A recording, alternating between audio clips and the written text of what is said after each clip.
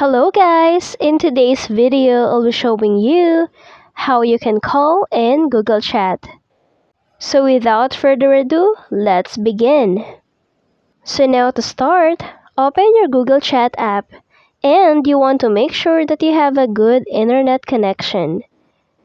And then after that, we need to search for the person that we want to call.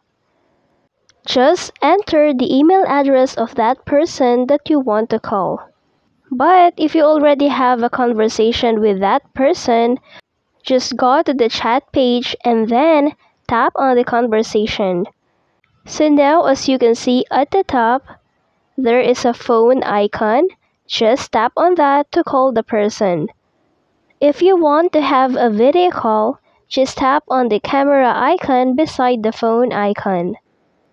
And that's it. I hope this video helped you out. Thank you for watching. Don't forget to like and subscribe.